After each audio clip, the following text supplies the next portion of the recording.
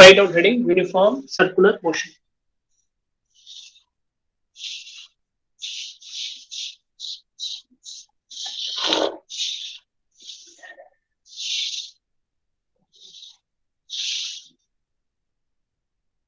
If a particle move along a circular path,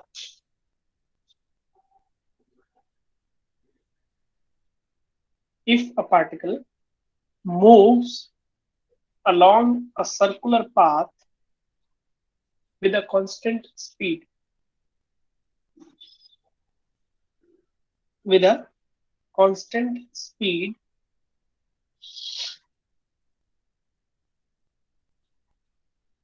it covers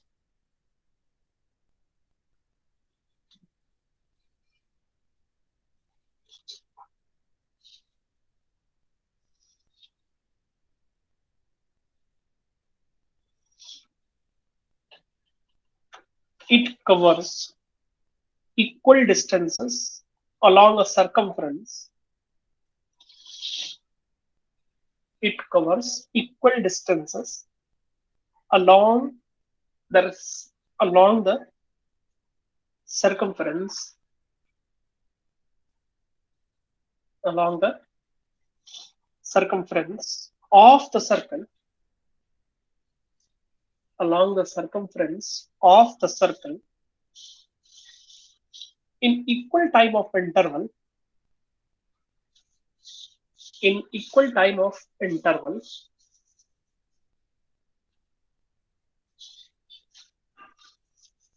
then its motion is said to be then its motion is said to be uniform circular motion. Uniform circular motion.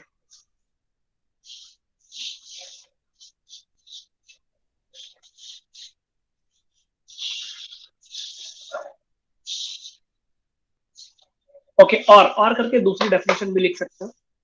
If a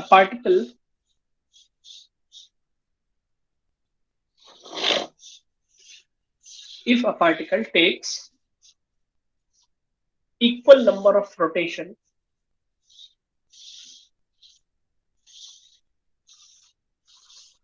equal number of rotation in equal time of interval. Sir, if a particle takes equal number of rotation या equal number of revolution in equal time of interval.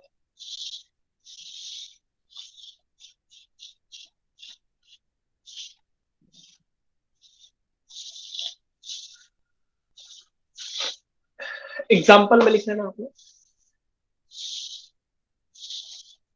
Rotation of earth around sun.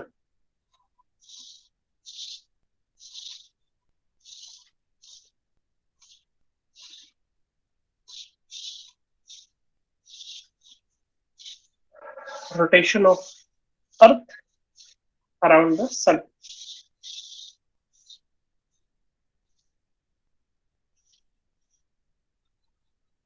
Uniform circular motion समझ गए तुम लोग ना कि अगर same time of interval में same number of rotation अगर वो करता है तो वो यूनिफॉर्म सर्कुलर मोशन है. जैसे एवरी 365 डेज 365.25 है ना.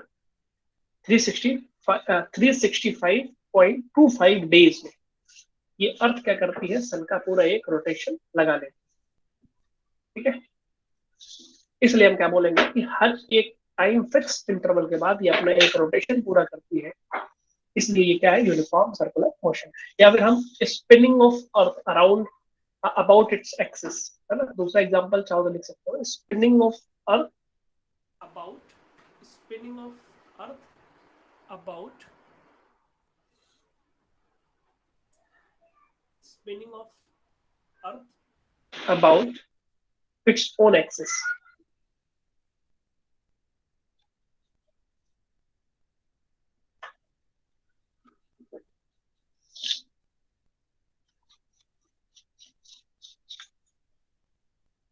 ठीक है ना, और भी बहुत सारी चीजें हो सकती है।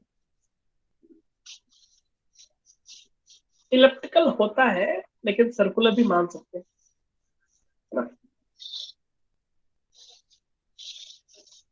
ऐसे अभी मैं ग्रेविटेशन तो पढ़ाया नहीं, सर्कुलर मानते हैं लेकिन एक्चुअल में इलेप्टिकल ही होता है।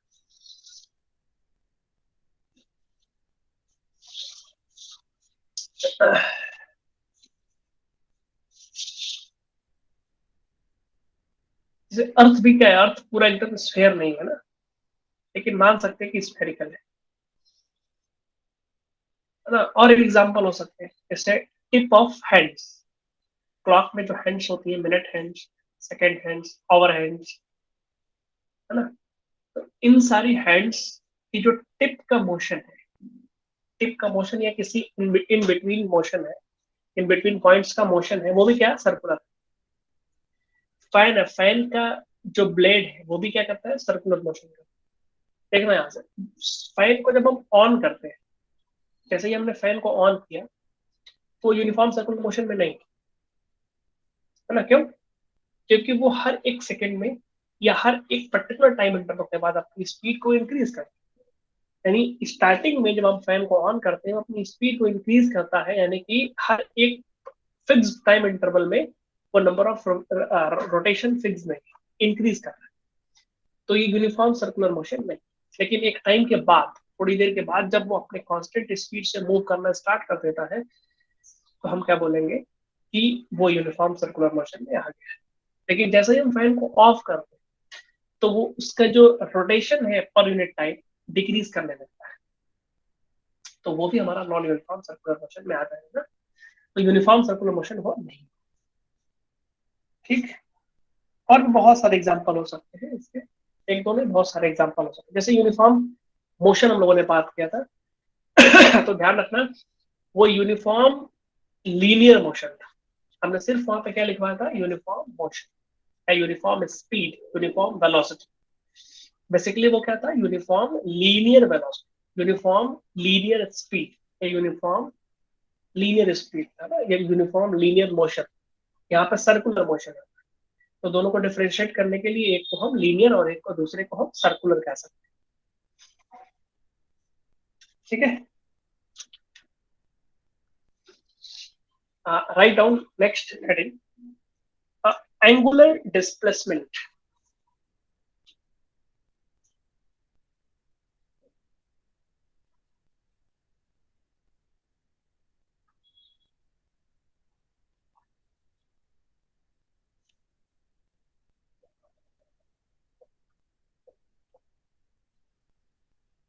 Theta, angular displacement theta.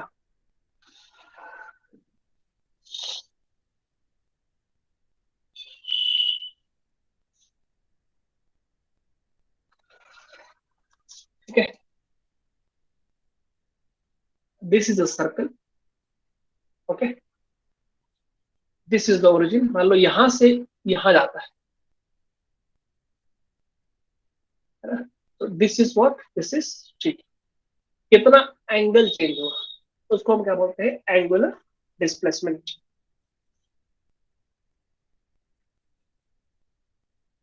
लिख लो इसमें, the angular displacement of a particle,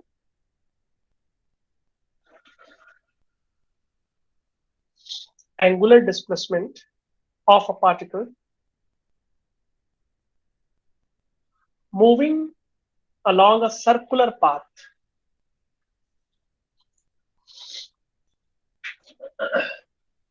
moving along a circular path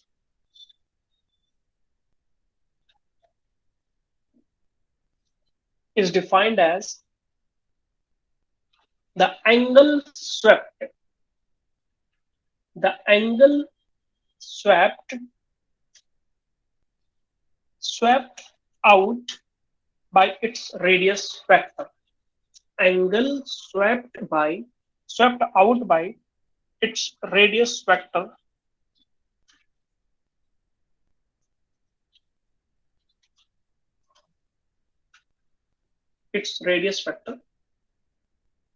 in the given time interval. In the given time interval. Okay, you know very well. This is what?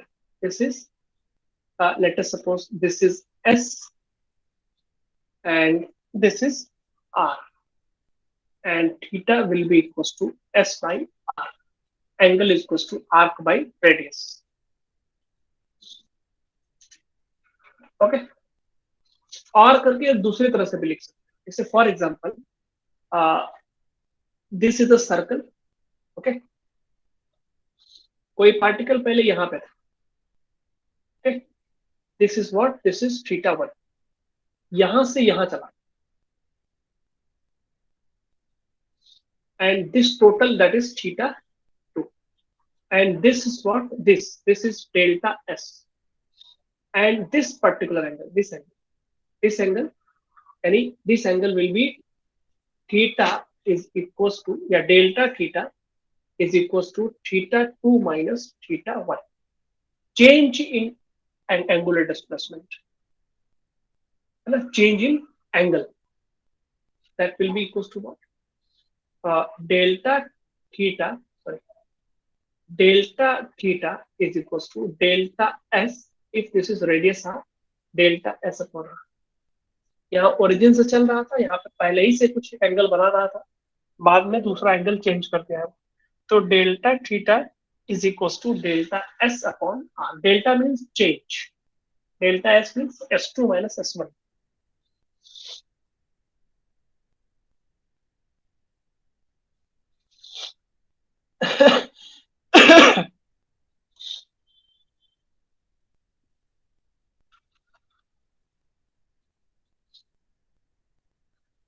Write down next heading, angular velocity. जिस तरह से हमारा linear में linear displacement होता है, इस तरह से एंगल में एंगुलर वेलोसिटी भी होता है.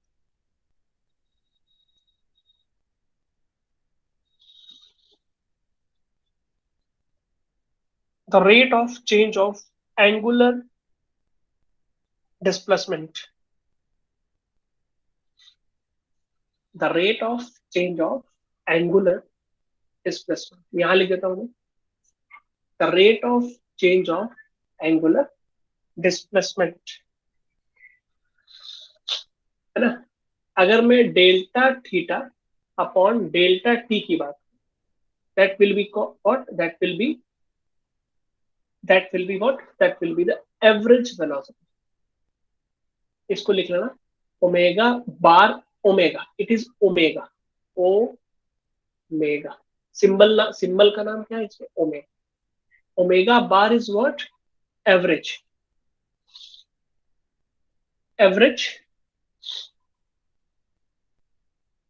angular velocity.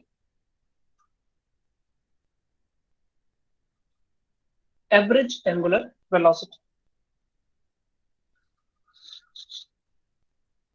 Average angular velocity. ठीक है.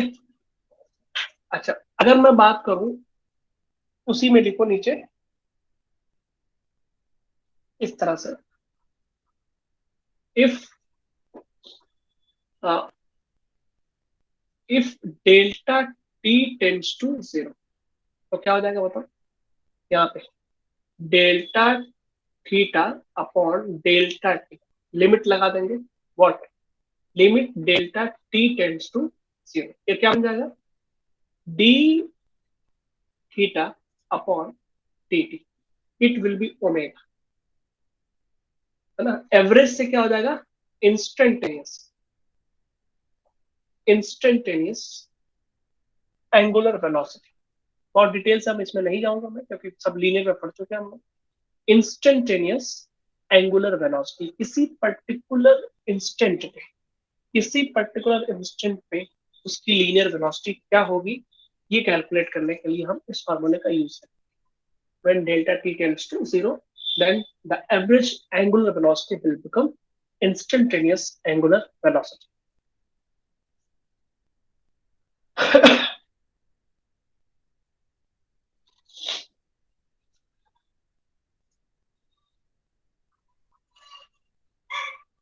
Okay, next, time period, capital T. Time, write down time period within bracket capital T.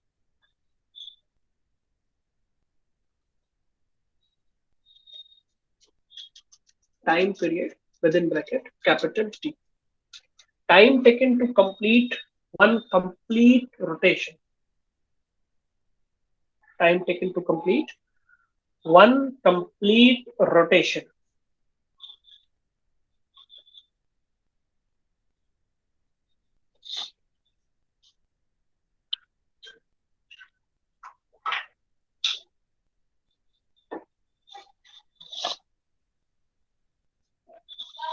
Time taken to complete one complete rotation.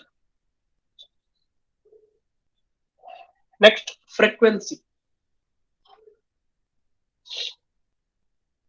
Frequency.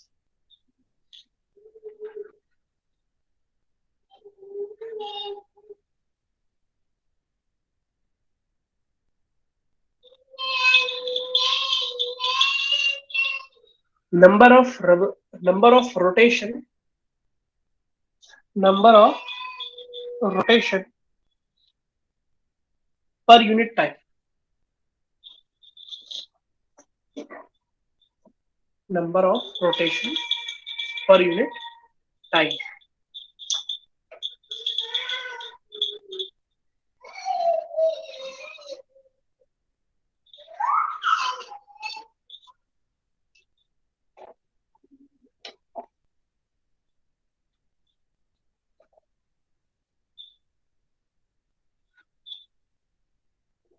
लिखना उसमें new, इसको mu कहते हैं, म्यू वी की तरह होता है, वी की तरह होता है 1/t, इसको बोलते हैं न्यू, NU, सिंबल का नाम है न्यू, वैसे ये quantity frequency, mu is equal to nu is equal to 1/t, 1 capital T, यानी 1 टाइम पीरियड।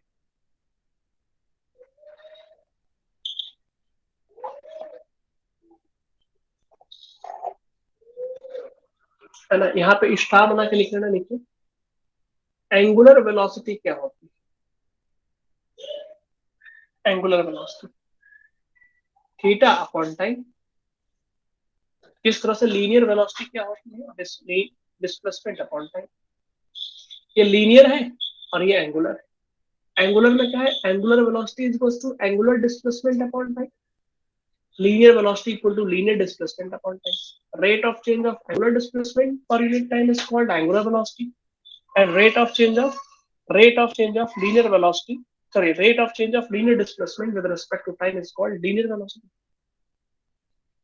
ठीक है, यहाँ पे हम बात करेंगे अगर थीटा, थीटा कंप्लीट हो जाए, कंप्लीट कितना होता है? कंप्लीट थीटा कितना होता है? 2 पाई, पढ़ा था हम लोगों ने सेकंड चैप्टर में, याद करो। 2 pi complete angle and complete time to take time taken to complete one rotation, that is capital T. Omega equals to theta upon T भी होता है, और omega is equals to 2 pi T भी होता है ना। तो 2 पाई 1/t, क्या 1/t is what? New.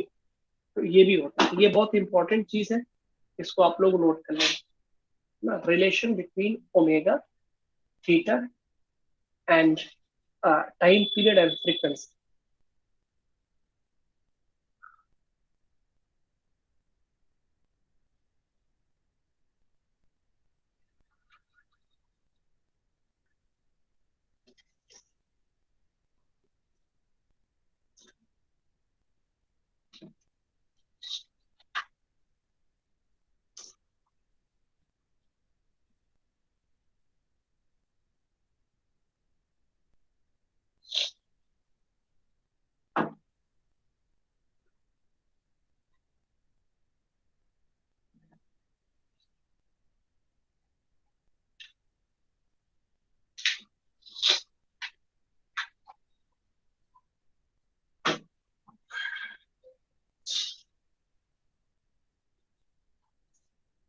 Okay. Uh,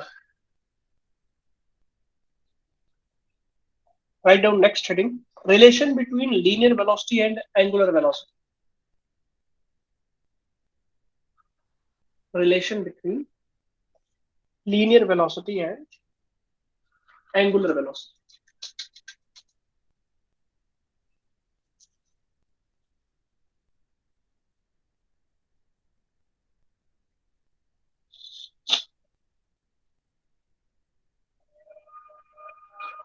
You know very well, delta theta is equals to delta s upon t या delta t. सॉरी, यहाँ पे r कर देते हैं, angle is equals to arc upon radius. ठीक है. अब क्या करेंगे, डिवाइड, यहाँ पे देखो, dividing both side by delta t, dividing both side by delta T.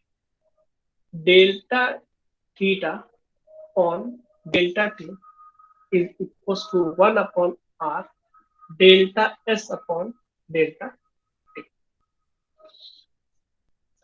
Delta theta upon delta t, it will become what? It will become average, average angular velocity, average angular velocity. Here, average linear velocity. Okay. Take both side limit. Taking limit both side. You can write here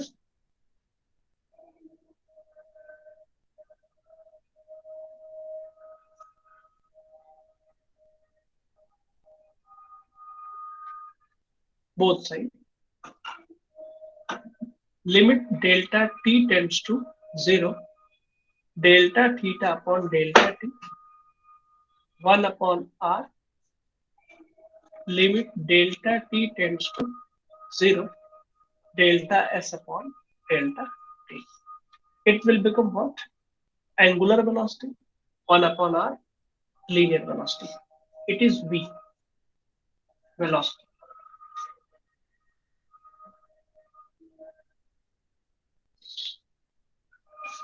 And v is equals to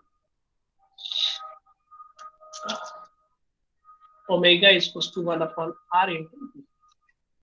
Here v is equals to r omega. In vector form, r cross omega.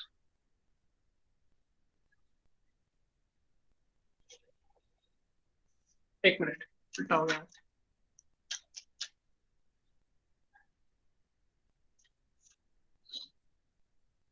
v is equals to omega cross r.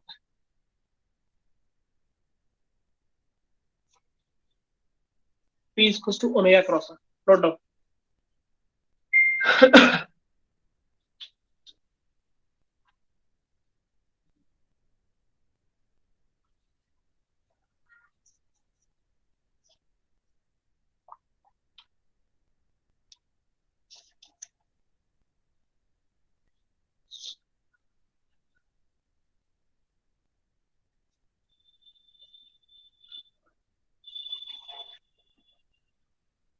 v is equals to omega cross r.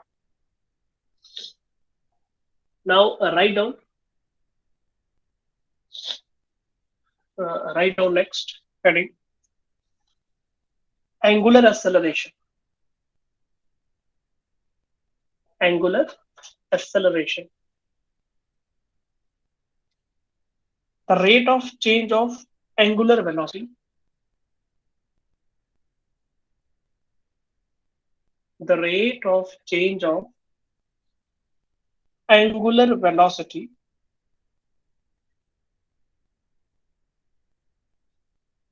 with respect to time.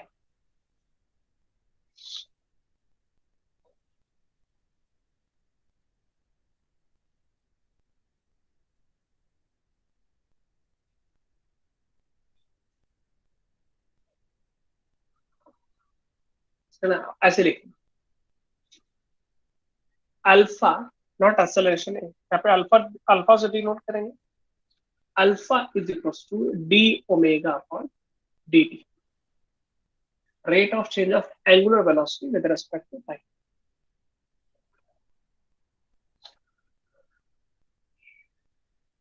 Okay.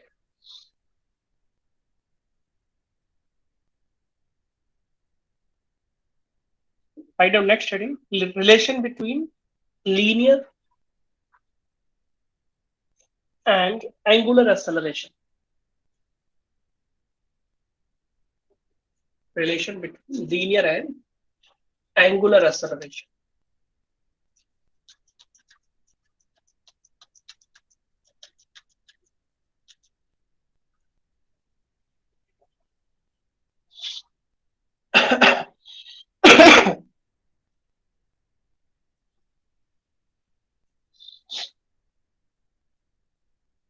You know very well, V is equals to omega cross R.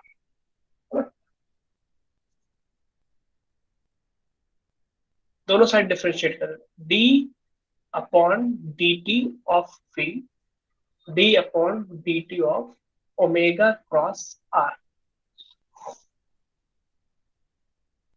dv upon dt ये linear acceleration हो जाएगा, omega D omega upon D, यानी ये हमारा sorry angular acceleration हो जाएगा, cross R हो जाएगा, डी ओमेगा, आर कांस्टेंट होगा बाहर आ जाएगा, रेडियस कांस्टेंट होती है वो बाहर रह जाएगा, D omega upon D T alpha होता है, D omega upon D T alpha होता है, तो A is equal to alpha cross R हो जाएगा,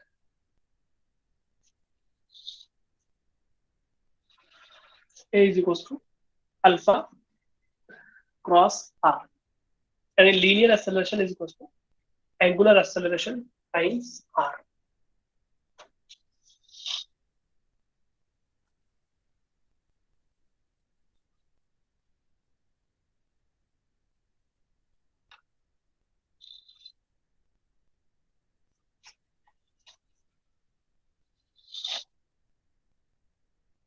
Write down heading,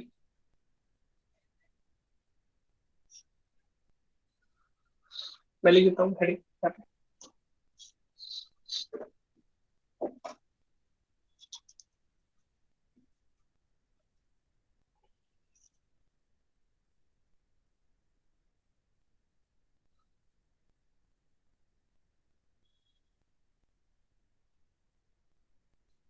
centripetal acceleration.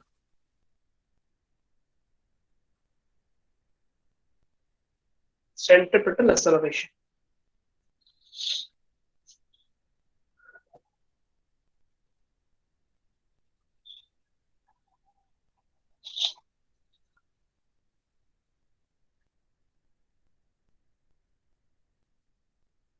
A body undergoing uniform circular motion.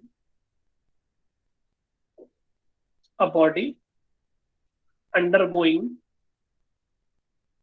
uniform circular motion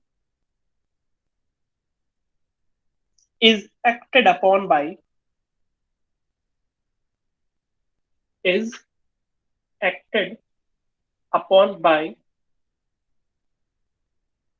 an acceleration.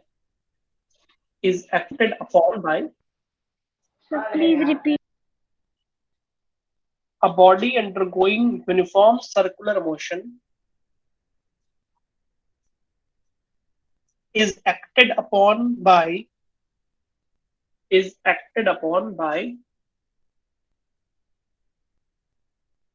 an acceleration which is directed along the radius,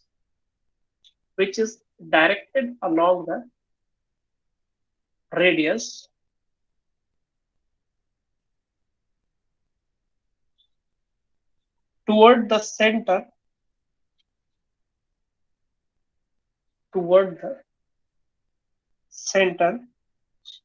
of the circular path, toward the center of the circular path.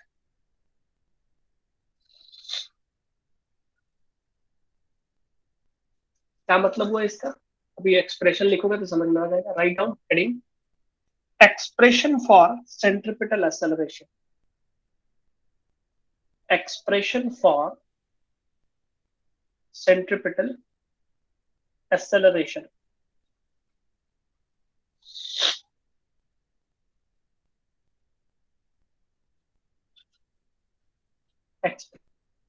Centripetal acceleration.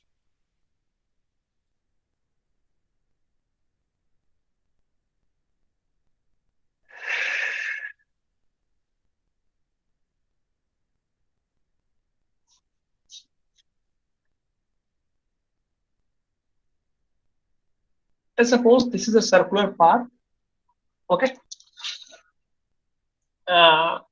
and one object is here,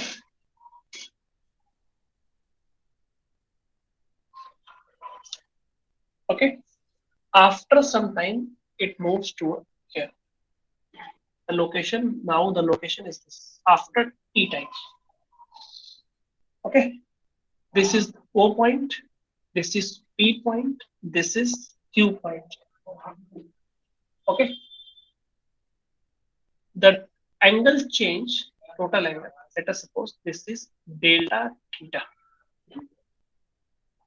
okay, and this circumference is what? Delta S, okay, and the radius is small r. Leave some space here, leave some space here, and draw this figure. Leave some space here.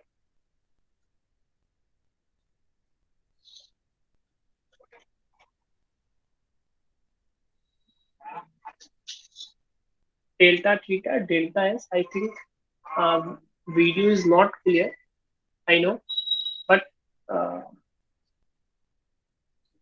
you can manage.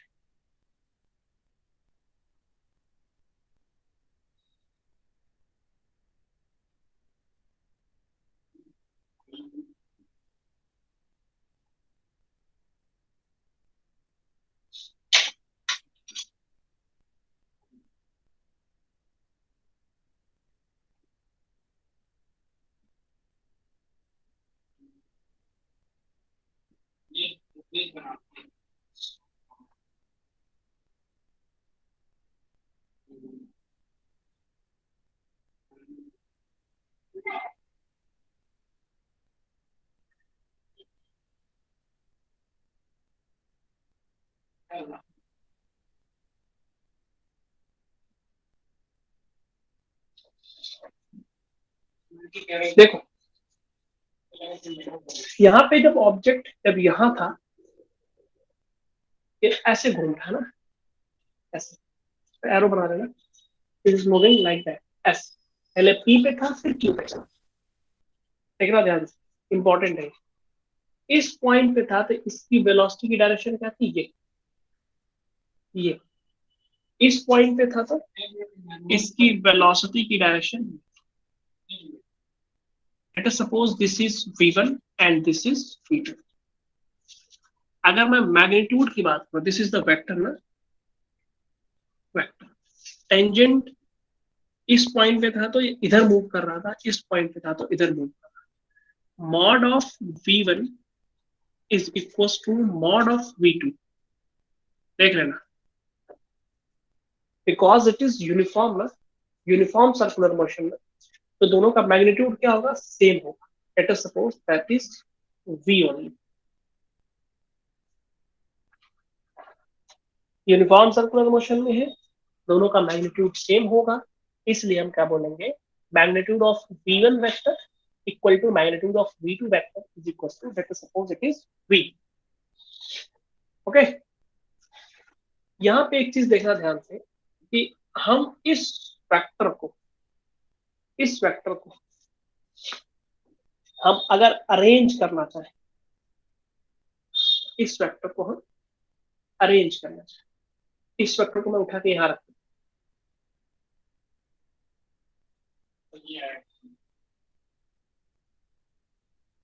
This is P1 और इस vector को मैं यहां रख,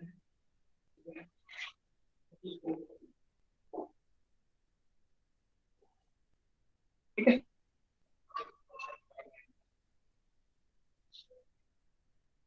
ठीक है, and the angle between them that will be equals to delta theta.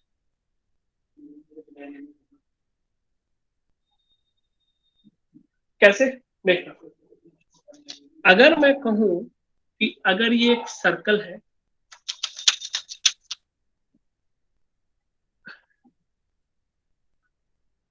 This is 90, radius के बीच में 90 है, तो ये एक वेलोसिटी वेक्टर हुआ और इसके ऐसे एक वेलोसिटी वेक्टर हुआ टेंजेंट।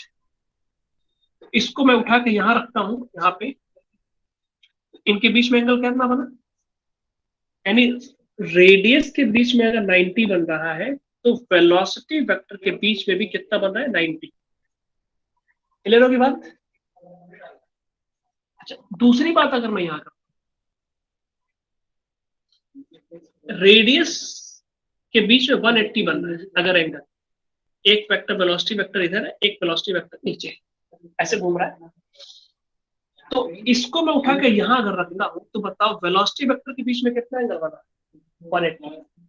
तो रेडियस के बीच में, रेडियस वेक्टर के बीच में अगर हमारा एंगल 90 बन रहा है तो वेलोसिटी वेक्टर के बीच में भी एंगल कितना बन रहा है, 90। यहाँ पे रेडियस के बीच में अगर हमारा एंगल 180 बन रहा है तो वेलोसिटी वेक्टर के बीच में भी कितना बन रहा है, 180 बन रहा है। सेम यहाँ पे अगर हम देखें, रेडियस, दोनों रेडियस के बीच में एंगल कितना बन रहा है, डेल्टा थीटा, तो वेलोसिटी वेक्टर के बीच में भी कितना एंगल बनेगा, डेल्टा थीटा। ठीक है, तो इस फिगर को कंप्लीट करो।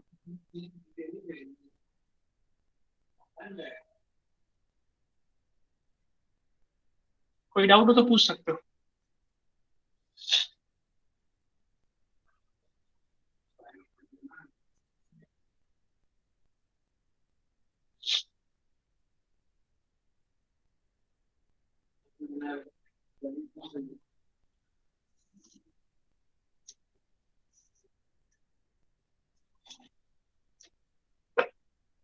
If you have doubt, you can ask.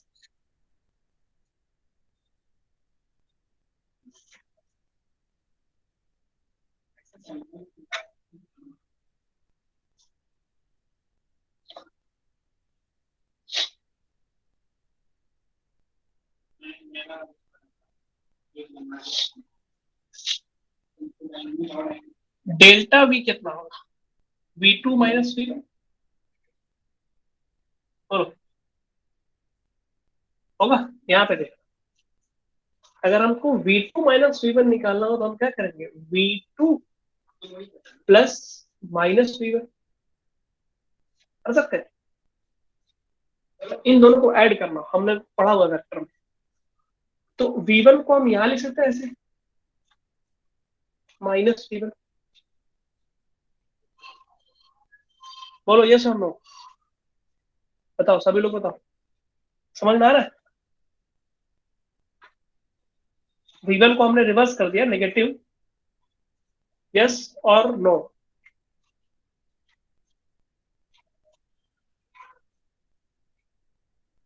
हमको निकालना क्या है, डेल्टा V, यानी रिजल्टेंट निकालना है V1 और V2 का, है ना, सब्ट्रैक्ट करना है बेसिकली।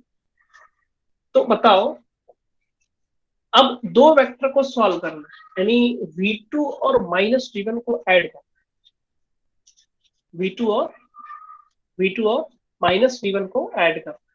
हम जानते हैं ये एक वेक्टर है और ये एक वेक्टर है, इन दोनों का रिजल्टेंट फाइंड करने के लिए हम क्या करते हैं, इस लाइन के पैरेलल एक डैश लाइन ड्रॉ करते हैं और इसके पैरेलल एक लाइन डैश ड्रॉ। अब जो रिजल्टेंट आता है ये हमारा पैरेललोग्राम के अकॉर्डिंग ये हमारा आता है डेल्टा V।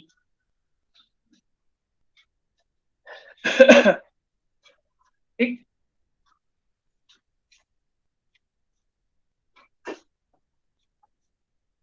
इसको भी नोट करो, इसको भी नोट।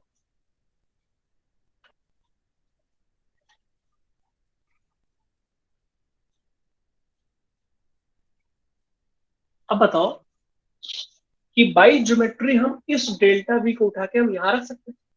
हमने without changing its length and direction and we put this delta at this place.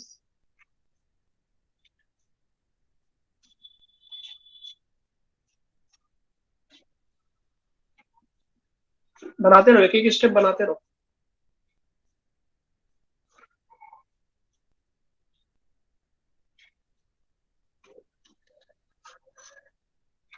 अब आ जाओ यहाँ पे,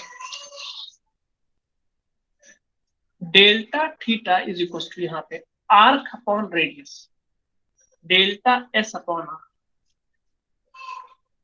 और यहाँ पे delta theta angle is equal to arc, ये आर्क की तरह ट्रीट होगा। डेल्टा वी अपॉन इसकी रेडियस कितनी हो जाएगी तो बताएगा, देख लेना आप। This is not triangle, sorry, this is not this sector। यहाँ पे एक स्ट्रेट लाइन है, लेकिन जब हम लिमिट लगाएंगे, लिमिट जब ये डेल्टा भी बहुत छोटा हो जाए, डेल्टा भी बहुत छोटा हो जाएगा, तो delta V will be treated as arc and this length और this length will be treated as radius. इसका मैग्नीट्यूड कितना है, इतने का मैग्नीट्यूड, ये v1 है और ये v2। v1 या v2 दोनों का मैग्नीट्यूड कितना है, v, यानी यहाँ पे रेडियस r नहीं है, यहाँ पे रेडियस क्या है, v। समझे बात? तो यहाँ पे हम क्या लिखेंगे, इस वाले ट्रायंगल को अगर हम एज अ आर्क समझे इस तरह से, जैसे यहाँ पे हमने समझा कि delta theta is equal to arc upon radius, वैसे यहाँ पे हम देखेंगे कि delta theta is equal to arc, it will be delta t, magnitude of delta v, and here it will be radius v1 or v2, both are same, v1 and v2 both are same, means both are equal to v. That's why we will write angle is equals to arc upon radius, delta v upon v.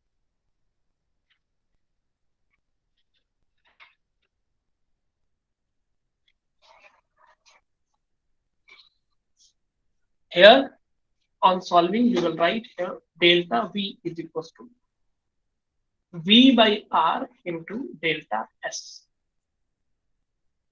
delta v upon delta t, v upon are, delta S upon delta t. दोनों side हमने क्या किया, delta t से divide कर दिया। Note down.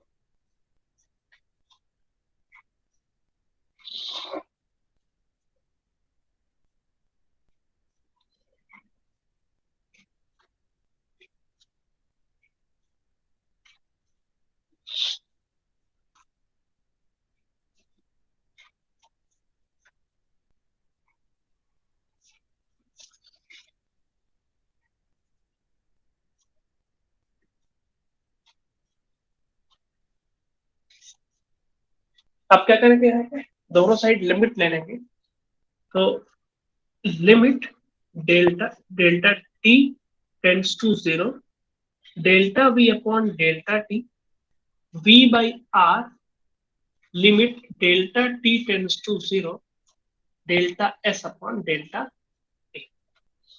तो बताओ क्या हो जाएगा, delta v upon delta t acceleration, any centripetal acceleration, and v by r into linear acceleration, sorry, velocity na, velocity delta s upon delta t, velocity na, so a will be equals to what, a will be equals to what, v square by r, that is the formula, a is equals to v square by r. This is not linear acceleration, this is centripetal acceleration. Why it is called centripetal?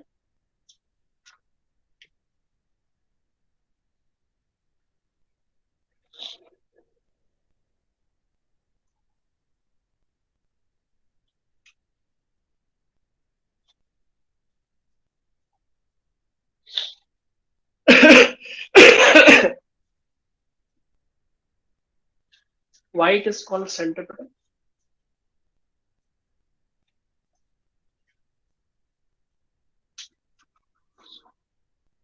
Because देख रहे हैं center seeking, because the resultant means delta v upon delta t, यानी the resultant of the velocity is toward the center. That's why it is called centripetal, because the net या acceleration है ना, acceleration is toward the center. देख लो यहाँ पे एक velocity इधर है और एक वेलोसिटी इधर, दोनों का रिजल्टेंट कहाँ जा रहा है? Toward the centre. That's why it is called centripetal acceleration.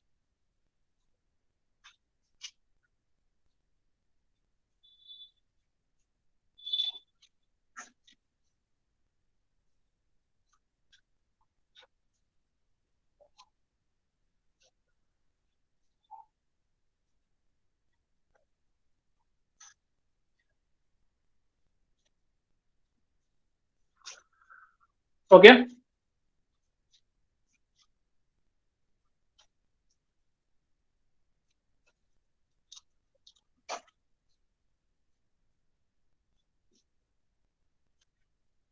Done.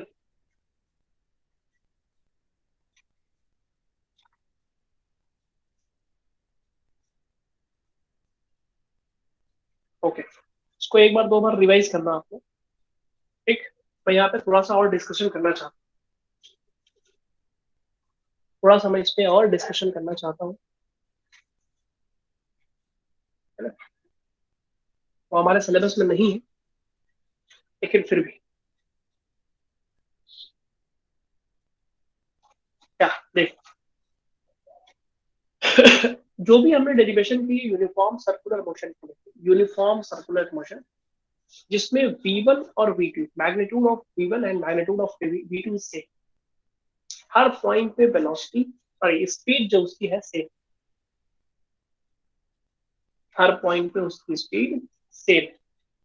ठीक है, लेकिन अगर क्या करें कि अगर हमारी जो स्पीड है ये यूनिफॉर्म सर्कुलर मोशन ना होके अगर ये नॉन यूनिफॉर्म सर्कुलर मोशन हो तो क्या होगा? क्या ये सेंट्रिपेटल होगा या नहीं? ठीक है, देखते हैं. Means the direction of acceleration will be toward the center or not. मान लेते हैं कि स्पीड इंक्रीज कर रही है, मान लेते हैं स्पीड इंक्रीज कर रही है, means v2 is greater than v1, mod of v2 is greater than mod of v1. ये ना क्या मतलब हुआ इसका? स्पीड इंक्रीज हो रही है, बाद में इसकी स्पीड बढ़ जा रही है, पहले इसकी स्पीड क्या है? कम.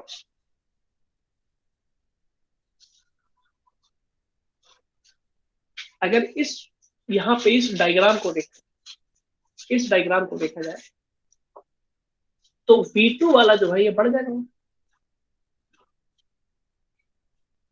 बोलो, v2 की लेंथ बड़ी हो जाएगी, it will B v2.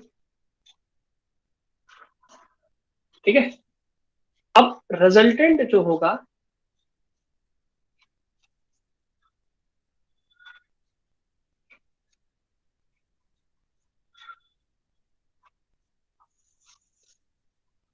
Resultant क्या होगा? यहां ना हो कि अब क्या होगा? ये रिजल्टेंट हो जाएगा ना. बोलो, कुछ समझ में आ रहा है? नहीं है? थोड़ा सा स्पीड का मैटर है, मानता हूँ. यहाँ पे कुछ दिख रहा होगा ना. अब रिजल्टेंट वो सेंटर की तरफ नहीं है, बल्कि कहाँ है? It is above the centre.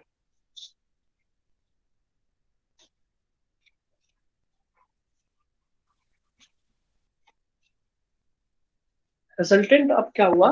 Above the centre हो. तो ये अब यूनिफॉर्म स्पीड ना होने की वजह से इट इज नॉट सेंट्रिपेटल. कौन आया? ये एडवांस में कई बार पूछता है इसको, बहुत बार अलग अलग टाइप से क्वेश्चन में पूछता है. एडवांस की बात कर रहा हूँ कि क्यों पूछता है कि it will B toward the centre और अबव द सेंटर और बिलो द सेंटर.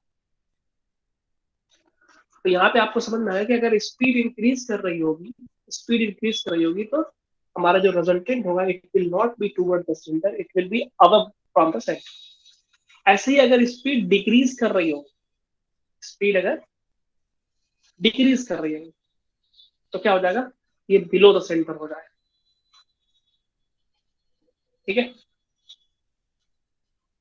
ओके, ठीक है, फिर आज यही देख रहे थे। इस पे बेस्ड जो न्यूमेरिकल्स हैं उसको हम कल कर लेंगे। हाँ, कल इसको कर लिया जाएगा। ओके,